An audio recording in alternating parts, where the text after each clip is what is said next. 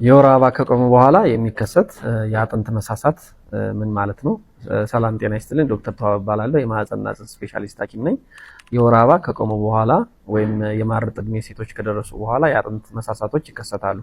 ይህም የሚሆነው ኤስትሮጅን የሚባለው ሆርሞን በዚህ ዕድሜ ስለሚቀንስና ካልሲየም ከአጥንት ወደ ሴረም ስለሚለቀቅ ነው።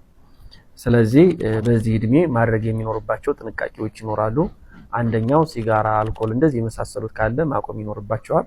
ሁለተኛ ከዚህ በፊት የሚሰሯቸው ስፖርቶች ካሉ ለምሳሌ እንደ እርምጃ መራመድ፣ መጠነኛ የሆነ ሩጫ፣ ትንንሽ ክብደቶችን እንደዚህ ስፖርታዊ እንቅስቃሴዎችን ማድረግ ይኖርባቸዋል።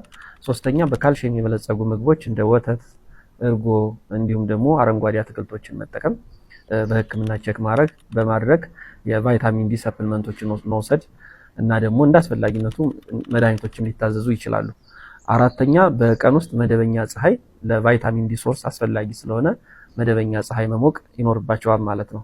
በዚህ ዕድሜ ምንም ምልክት ሳይኖረው ይሄ የአጥንት መሳሳት በቀላሉ ስብራት ሊያመጣ ይችላል። ሆኖም ግን እነዚህን ጥንቃቄዎች ካደረጉ የበለጠ ጤናቸውን የሚጠብቁበት ዕድሜ ይሆናል ማለት ነው። አመሰግናለሁ።